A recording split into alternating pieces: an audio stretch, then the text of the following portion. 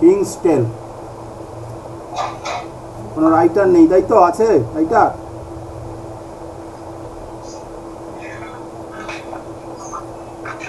কোনো রাইটার দেওয়া নেই এটা। লেসন 7, তাই তো?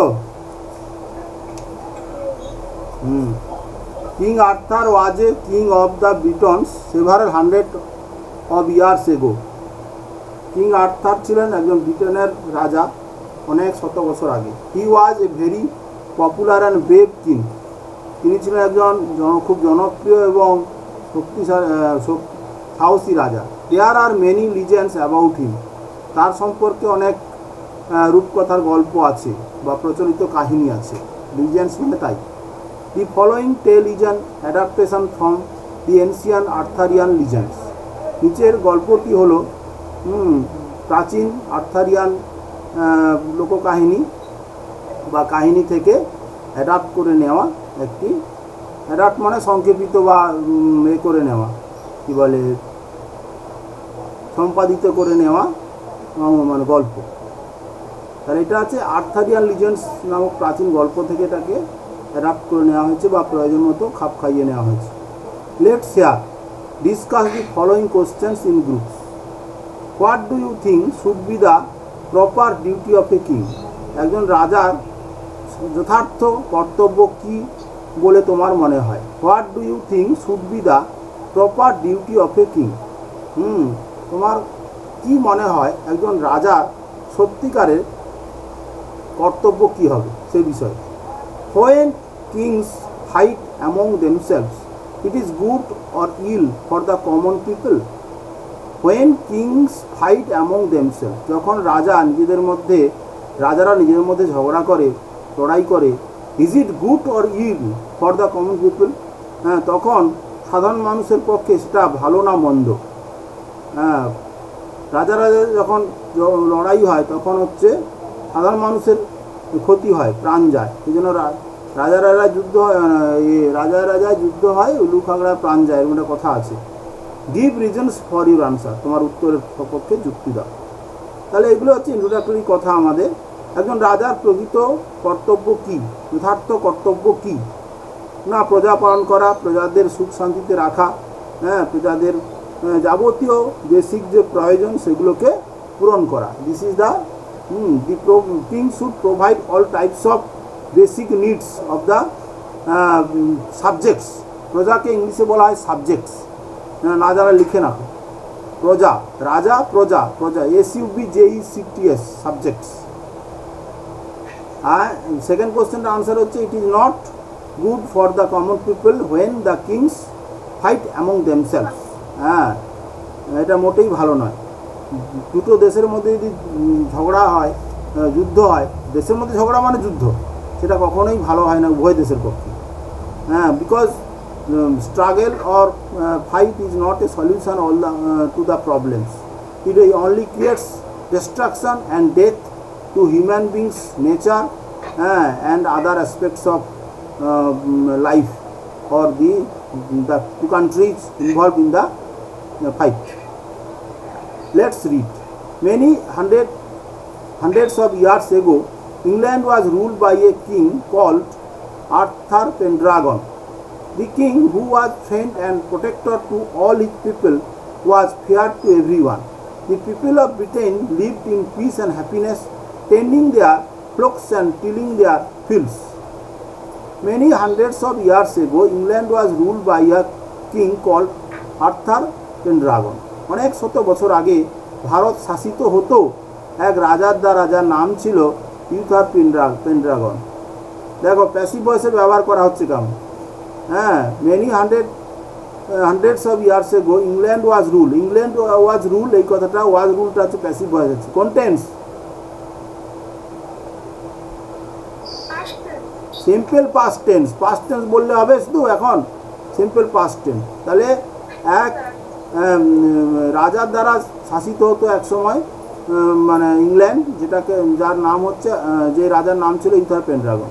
দি king who was friend and protector to all his people, রাজা যিনি ছিলেন তার সমস্ত লোকেদের বন্ধু এবং রক্ষক।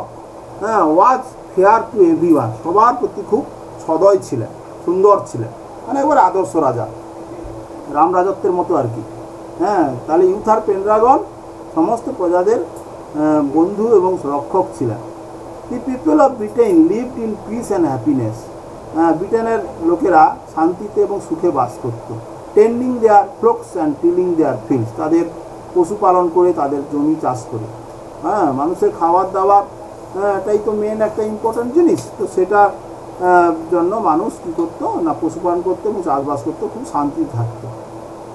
King Uther Pendragon had married the beautiful lady Igraine and had a সান।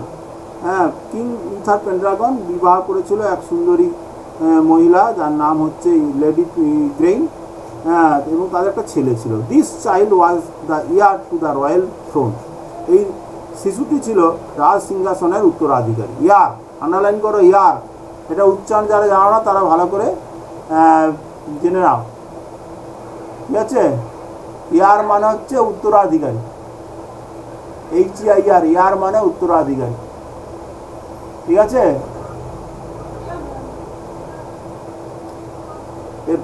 স্ত্রীলিঙ্গে হবে, ফেমিনাইন জেন্ডার হবে ERS, HEIRESS। The king and queen died soon after the baby was born, রাজা এবং রানী মারা গেল শিশুটি জন্মানোর পরে।